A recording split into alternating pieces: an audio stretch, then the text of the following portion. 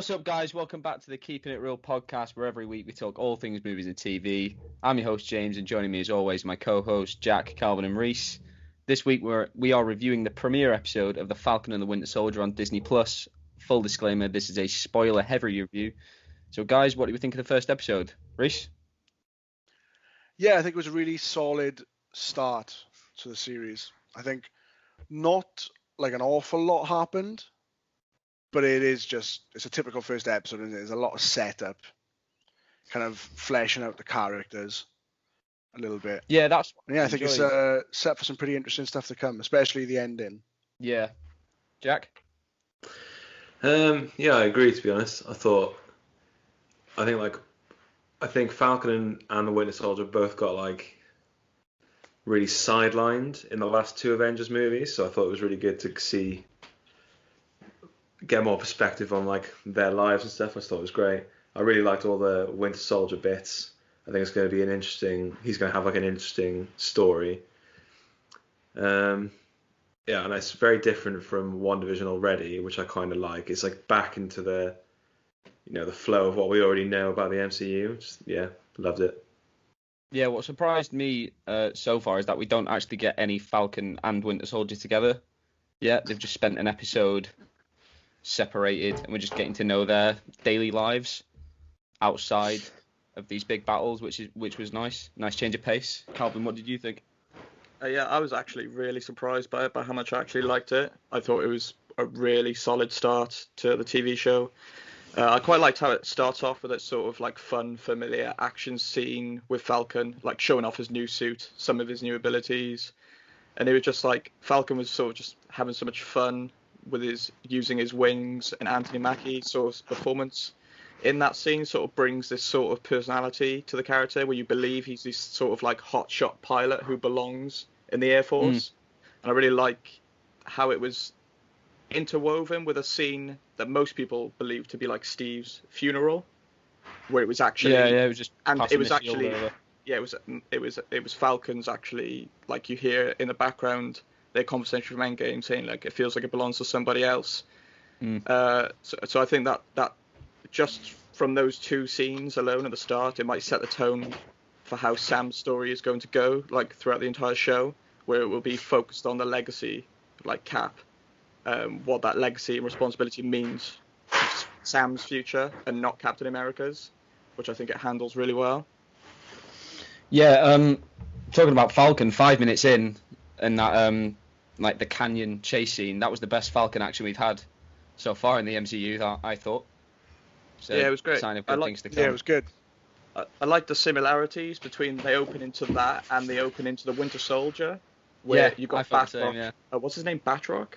George Batroc. Yeah. Batroc, yeah. Where you got him back, and it just seemed like a really nice symmetry between those two films. But both the characters doing it in their own way. With Sam, you've got a dogfight, whereas Captain America is more of a hand-to-hand combat situation. Stealth mission. Yeah, I really enjoyed that. And then we do get a Winter Soldier action scene as well, a short one. Going back in time to when he was an active assassin. And then, of course, that pays off at the end of the episode that we'll get into later. Yeah, I also like that Sam gives the shield up. I don't know, for me so far, it feels like they're setting the precedent of being, the way that it kicked off with that big action sequence, he's no, he's not Captain America. He is very much Falcon in this show. Yeah. And I quite like that he's sort of toiling with that responsibility, and obviously giving away the shield eventually later on in the episode comes back to bite him. Well, yeah, because he doesn't think he's ready for that mantle, and he wasn't giving it up because, well, it partly wasn't because he doesn't think he's ready, but he doesn't think anyone should take on Captain America, and he gave it away as okay, let's put that to rest now. And then that comes around because the government have ulterior motives, it seems. Yeah, there's a need for a new hero. Interesting, because I think we all pretty much said that we all thought it was going to be that they didn't want him to be Captain America, they would take it off him. But I think that there's been a little thing of they've kind of manipulated him into it. But I thought that, yeah. I think it's a really interesting angle to see him be like, no, I don't want this, rather than them being like, no, you don't get to have it. I think there's also like an aspect of like, he's not, you know, he doesn't feel that he's like almost like worthy of, you know, replacing Captain America, but then it's also like he doesn't want the responsibility of the title as well. Yeah. Like, I think he's quite like, you know, he's quite happy just doing his thing, and, you know, he doesn't owe anyone anything. He's just doing what he feels is right. But then if you become Captain America, you become like literally a symbol, don't you? So I just think that's also a part, like, he doesn't. Yeah, I don't think he's like, not necessarily he doesn't want it. I just don't think he's at the moment he feels like he's ready for it either. Yeah, and often the people who don't want the power are usually the best ones to have it. I think ultimately, like, in the end of I'm not sure if at the end of this series or like just his story, I reckon he will take it up. Maybe I think this definitely will end with him getting the shield. Yeah, and he will maybe Captain America. Maybe still be called Falcon. I don't know. I think they might go all the way and give him the title. I think he'll earn it through the show. I don't think that he'll get it by the end of the show. I think he might get it eventually, but I think maybe it'll need longer than just a TV show to like get all the way there, if you know what I mean. Yeah, well, we've seen in trailers already that he does eventually get the shield, because we see him testing it. Yeah. Throwing it about against trees and stuff. And I assumed that would be in the first episode. Yeah, same. When he's got it and then he gives it away. Also, the clips that they released of him and Bucky on a mission, I assumed that was the first episode as well, but none of that here yet. Yeah. I liked how the episode went off from that action scene at the beginning with Sam, and went on to explore more of his own like personal human issues. I think this was like perfectly executed, and my favorite scene from the episode where him and his sister go and apply for that loan. And I just like how at first it plays off to some jokes about Sam being an Avenger and sort of reveling in the fame that he's garnered. But I like how it quickly switches from that familiar MCU feeling to like exploring the sort of gulf between losing Iron Man, who's a richy, wealthy man, and Sam, who's trying to like apply for a government contract to make ends meet when they essentially do the same thing. I just thought the scene like really stood out and did a great job of showing the divide like within the system. What I liked from that scene as well, and they talked about it a little bit at a different time as well, this idea of like how everyone coming back from the blip, like the way people see that as like a negative thing. Like you'd think that like everyone coming back would be great, but like a couple of times they said like, oh, you know, these people have come back and it's caused all this problem, you know, with like money wise and loan wise, and like obviously the flag smashers seen as a negative thing. So I think it's a really interesting thing to be like, all these people coming back actually wasn't that great. Well, I think if it was quite dark. Like, I think if like they managed to like, if Endgame took place like, you know, a couple of weeks after Infinity War and they managed to do it, then everyone would be like happy about it. But imagine like you're just chilling at home 5 years later, something happens and there's just another family in your house. Yeah. Or excuse me, I live here. Like, no, I live here actually. Well, no, you've been gone for 5 years, mate. So get out. Yeah. Or you've remarried or something. I always thought of that. Or you've got kids now, and then your kids come back. It's just an absolute nightmare. It's all of it logistically. Like, imagine that. Yeah, your kid gets blipped or whatever when he's like 6, and you live in, I don't know, Washington, and then in that 5 years you decide, my kid's been blipped. I've got nothing here. I'm going to move to a different country. So your son comes back. And then your son's just walking around a stranger's house. Who knows what's going to happen? This would be the worst. I did really enjoy what Calvin was saying as well about Sam like applying for the loan. I really liked the contrast of like Sam like trying to use his fame essentially to get to help a loan, to then Bucky, who doesn't want anyone to know who he is, and like you see when he goes on that date with that girl, his arms covered up. It didn't really click in my head that she didn't know who he was until it was made obvious to me. Yeah. Until she asks him why he's wearing a glove, and like he says that he's 106 years old, and she just takes it off as a complete joke. So I really enjoyed like the contrast of the two characters, like where they're at. Like Sam's trying to use it to get something for himself, but like not for himself, like for his family. But Winter Soldier like is almost like, I just don't want anyone to know anything. And I know that they have like different circumstances. Like he was a war criminal, so yeah, obviously you don't want people to know that. But still, I just thought it was like an interesting take. Yeah, I loved in there. Oh, go on. Yeah, I loved the sort of dynamic that they were separate for the whole episode. I just think it really gives them room to explore. They're both like similar but also different personal stories to where they're at that time. Yeah, we just finally get to have a few minutes to see them as people and not superheroes, which has been one of my problems with the MCU so far. Like, we don't really get a lot of moments of them as humans as opposed to just costumed heroes, which I like. Dealing with everyday problems. I get it in terms of like an ensemble movie. Like, imagine Infinity War trying to give every single one of those people, well, yeah, a couple of minutes to, you know, just see their lives and like how like that life like actually affects them. So I think, yes, if the other shows, if this show is anything to go by, I think the other shows are going to be really good at like doing that and us getting that character development. Yeah, we were so wrong when we all spoke about it being the explosive opposite to WandaVision. Yeah. And I think it was a really bold choice for Marvel to take the route with this show as well, and I'm actually really happy about it. Like, when we mentioned it will just be a fun action buddy comedy, I literally, I don't know why, I completely forgot that Bucky would obviously still be like majorly mentally scarred by his experiences. Yeah.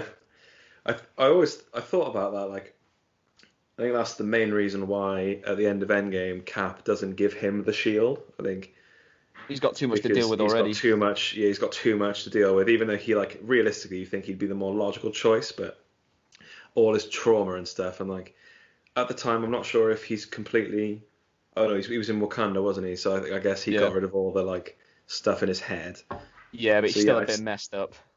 Yeah, well, it's just trauma, isn't it? It's basically got like 100 years worth of PTSD. Yeah, essentially. Yeah, he literally went around and straight from World War II into an assassin. He's done nothing else. Yeah, he doesn't know anything else, does he? Like. Yeah, well, he mentions in the show that the only like downtime he's had was when he was in Wakanda, like getting better, I suppose. Yeah. And then a battle showed up there. Yeah, there's a flag. It's like, where's the fight? Everywhere he goes. So in his daily life, he's trying to make amends for his time as the Winter Soldier, and using the connections he has to maybe tie some things up and turn over these people. Well, you see, is it a senator? I think it is, isn't it? Basically hands in, that he helped get into power. Did everyone like look at his list that he had? Yeah, Zemo's on it. Yeah. Zemo's on there, so that's how I imagine he'll factor in again. Yeah. Yeah. Well, I loved that whole bit when he's in therapy and she's listing off the rules to him. Yeah. And then it's the bit where I think at the end he has to he has to basically apologize or something. And like he like leans into the window and he like gives his whole spiel and then he walks away and then all those police like turn up. I thought that was great. I thought it was some more classic humour from them. Yeah, we're getting to see another side to him already. Yeah, I like that he's gone from this kind of like not necessarily silent tortured protagonist, but like he never really spoke much and he never really had much to say. But I suddenly know he's like this like really sarcastic, probably going to be a little bit of a dick. Yeah, it comes from that mostly comes from him being in crowded films, though. Yeah, we don't get the time to really know him properly. He's more used as a plot point in Winter Soldier and Civil War. Yeah.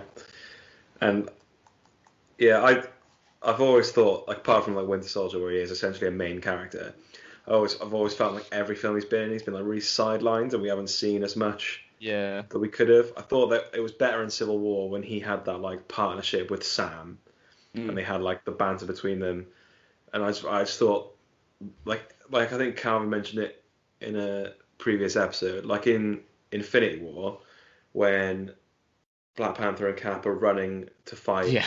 What's he doing? Yeah, he's just as strong as them. He's just as fast as them because we've literally seen them chasing each other in like a three-way chase. As much. Yeah, and he just doesn't get like. I just thought it would have been nice to see him just mess up some aliens, and not even like, that's all I wanted. And they didn't. They just had him at the back, just picking him off with his. Few. Yeah, he picks up a raccoon. I also Thanks, mate. I think it's rare we see in one episode a character be introduced in this way, like the arc coming full circle. If the flashback of him being the Winter Soldier and killing that man, and then that's very sad, bittersweet reveal of the man he's befriended as being his father. I just think they did such a good job on that, and it was so good. That's going to be devastating when they get to that.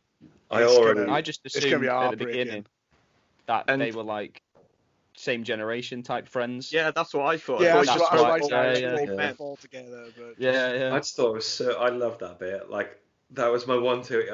I watched it with Calvin, and the one takeaway I had at the end was like, I'm so glad he made friends with that little old man. I just loved it. I just thought it was great. And then sorry, go on.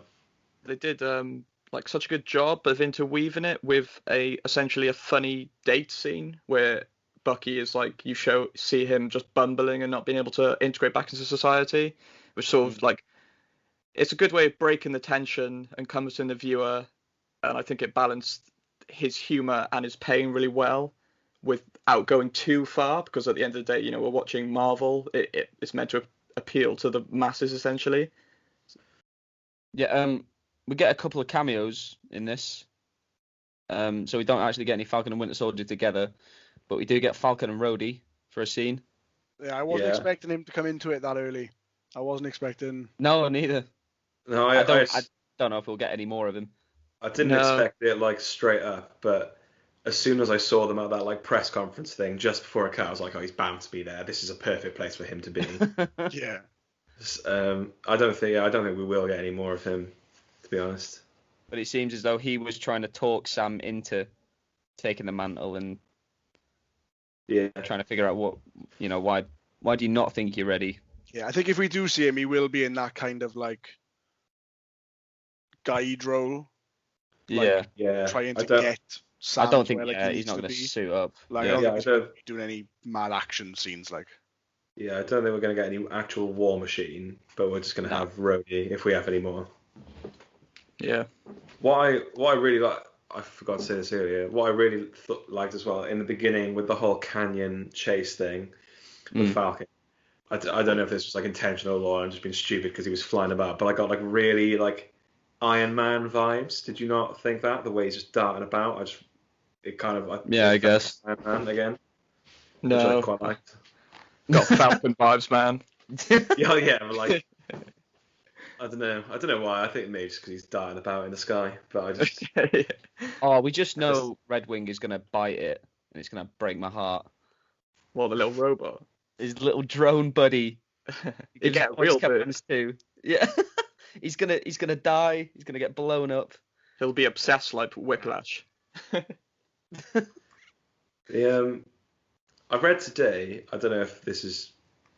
I don't think this is really anything to read into, but apparently the guy, like his army pal. I don't know his name.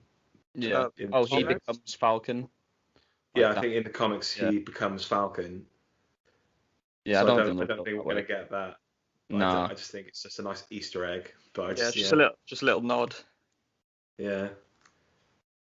Yeah. So go on. No, go on. Sorry. Oh well, villain wise, we don't get any Zemo yet, and we're introduced to the concept of the Flag Smashers. Yeah. I'm still apprehensive about how interesting they will be as villains, as I believe like their ultimate be revealed to be like misunderstood. They just don't intrigue me very much, and their motives at the moment seem to be all out there to see. It's like it's literally in their name what they're about. Yeah. But we'll see if that changes, because Marvel usually does a very good job of making characters and groups I wouldn't usually care about more interest in. Yeah, they're hinted at as being, Sam's friend says you don't think they're, and Sam's like no. So what do we think he was hinting at there? Super soldiers. Yes, probably. Mutants. Yeah. Inhumans. Super soldiers. Yeah, I think he gets absolutely, whoever that man was, he got absolutely battered. There's no way that's a normal man. Yeah, I think no. He kicks someone across the street. Yeah, I think it was what we were talking about in the other episode, that maybe they're like other Winter Soldiers. Maybe that's like... I don't know. I wouldn't be surprised if Zemo is manipulating them somehow, and they finally realize what he's doing to them, and then they team up with the Falcon and the Winter Soldier in some respect. Yeah, and I think it's probably Zemo who's providing them with super soldier serum. Maybe they're stealing money from that place to make more of it, something like that. I'm not really sure, but I think Zemo was involved with them, and he's probably using them for his own motives, because that's just what he does. He's manipulative, and he pits ideals against each other. So it makes sense for a group called the Flag Smashers to be pitted against the opposite ideal, which would be patriotism. It's very it's very up in the air at the moment what they're really about. Because I think he said they're about a world without borders or something. Yeah, unified without borders. That doesn't sound that bad. I think they liked it better. I think they're a group who liked it better during the blip, I've read. Yeah, that's what they said. But then, he said that. And then he went, they want a world without borders. And I'm like, well, that doesn't seem like that bad a thing, does it? I don't know. Grease is a Flag Smasher sympathizer. Yeah, I suppose it depends. I suppose it depends what you do with that, but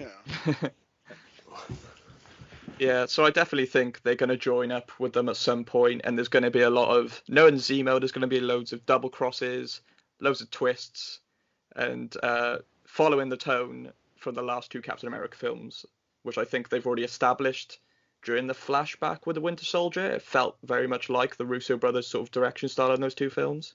Yeah, that like thriller, spy, espionage type. And we got the Henry Jackman back doing the score, which helps. Another villain, if we might, is John Walker, and they're not calling him US Agent or Super Patriot. It's just Captain America. Yeah, for now. For now, yeah. And Wyatt Russell really, he doesn't suit that costume. Oh, they could have done something to that helmet. If he goes up against one of those super soldiers, they'll pick him up by his ears like a trophy and throw him around. He does look like Carl from Up, and I can't. They make him look like Tommy from Rugrats. Yeah, it looks like a child is dressed up like Captain America. Yeah, knowing Marvel though, knowing Marvel, I wouldn't be surprised if they've made him look like that on purpose, because he is meant to be a quick knock-up of Captain America. Yeah. Get a new hero, so they've just stuck whoever this man is the best, and I think that's gonna come back to bite them, because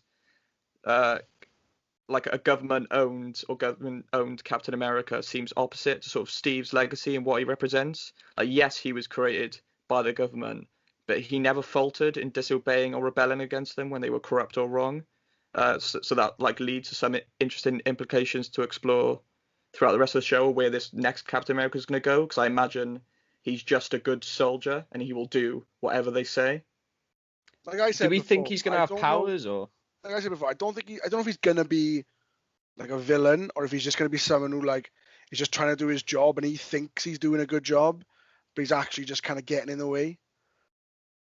I think he's going to be a poster boy, much like Captain America was in the first Avenger. Yeah, definitely. And I think he's going to be the face of it, but the government are going to be doing a lot of things behind the scenes. They've set up that bit like where they go like the face of it. Like the football game, they showed that in the trailers, didn't they? Where he like runs off the field. So I think it's going to be a lot of... I don't think he's actually got powers. Yeah, I was wondering that as well. But I don't know if they would go down that route, because I know a lot of people were sort of annoyed by the Mandarin not being the Mandarin in Iron Man 3. I do think that would be a big it's going to go that way. Yeah, that'd be interesting. I think that'd be interesting. Yeah. I reckon we're going to get a scene like almost like, I think with that football one, maybe we're going to have like Zemo and the Flag Smashers like attack that football game. You know what I mean? And then make make a mockery of the symbol. Yeah. You get it? I think that'd be quite interesting. And then he just like Wyatt Russell, even though he's like built like a brick shithouse, he'll be made to look like a bitch. Doesn't do anything. He'll mess it up when he'll cock it up like. Yeah, because he's got like a coward. he's got that sort of awkward comedic value to his size. Yeah. So I wouldn't be surprised to see some sort of bumbling idiot who can't that's exactly how I think it's going to go. Yeah. What are we expecting from the next episode then? I mean, we've got to have Falcon and Winter Soldier together. Yeah, I think after seeing... Bucky's avoiding Sam's texts, not replying to them. He's ghosted him. Yeah. Ghosted by a 106-year-old. He just can't figure out how to use his phone. It's not his fault. I was just going to say. Yeah, I love how he has like one of the oldest looking phones ever as well. Just like a little like a flip phone. And he still can't figure it out. No, yeah, I think they'll come together, and Bucky will start answering his text after they've seen the new John Walker Captain America and realise that Steve's legacy is being trashed live on television for everyone to see. His legacy was trusted with Sam, so if anyone's going to have it, it should be him, and that's what's going to pull him back out. Yeah, maybe we're going to have like just Bucky just kicking off at him, like, why did you give the shield away in the first place? That just seems like an argument that they would have. Like, it definitely does. Yeah, I can see that. Yeah, I really enjoy their dynamic because they obviously started off with Bucky literally trying to kill Sam, and Sam doesn't seem like as forgiving as Steve is because he didn't have a relationship with him before. So I just really like that he's probably still sour, that he still sees him a little bit like the Winter Soldier who tried to kill him a couple of films before. Yeah.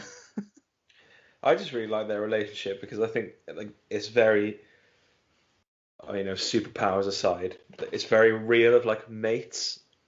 Like you act like that with your mates, don't you? I just thought it was like a really genuine relationship they seem to have. Yeah, like arguing over what a wizard is. Yeah. Yeah, and just like all this, like even in Civil War when he's like in the backseat of the car and he's like, "Can you move?" And he's like, "No." It's almost like it's a sibling, just mates.